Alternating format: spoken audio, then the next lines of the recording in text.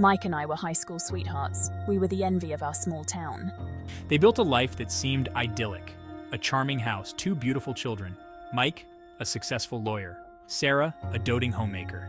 Their smiles hid a dark secret, a truth Sarah fought desperately to conceal. From the outside, their love story was one for the movies. But behind closed doors, a sinister narrative was unfolding.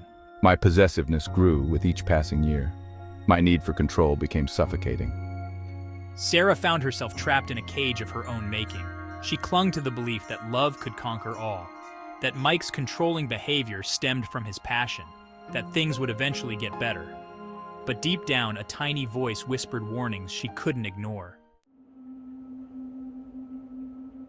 The abuse began subtly, a backhanded compliment disguised as a joke, a dismissive wave of his hand, a flicker of annoyance in his eyes. Over time, these subtle jabs escalated into full-blown attacks. Mike's weapon of choice was words. He chipped away at my self-esteem, eroding my confidence like the tide against a sandcastle. He belittled my dreams, mocked my aspirations, and made me doubt my own sanity. He isolated her from friends and family, convincing her that he was the only one she could rely on.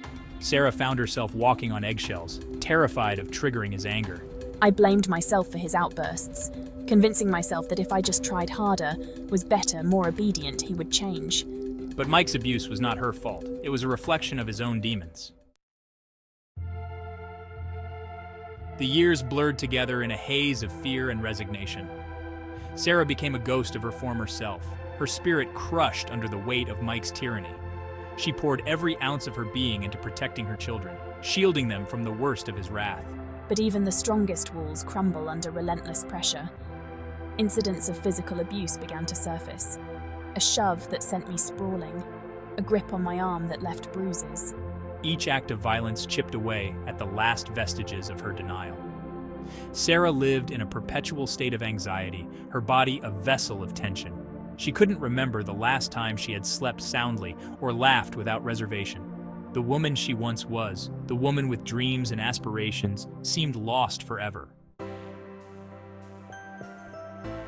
The turning point came unexpectedly. A chance encounter with an old friend opened Sarah's eyes to the reality of her situation. This isn't love, Sarah. This is abuse. You deserve so much more than this. Her friend's words pierced through the fog of Sarah's denial, igniting a spark of hope that had long been dormant. For the first time in years, Sarah allowed herself to imagine a life free from Mike's control, a life where she could breathe again. The road to freedom was long and arduous. Sarah knew that leaving Mike would be the most dangerous time. He had spent years stripping her of her confidence, isolating her from any support system, but she refused to let fear paralyze her any longer. With the help of a local women's shelter, I devised an escape plan. I secretly stashed away money, gathered important documents, and reached out to trusted friends and family. Every step I took, no matter how small, filled me with a sense of empowerment I had almost forgotten. Confronting Mike was the most difficult thing Sarah had ever done. His anger was like a wildfire, threatening to consume everything in its path.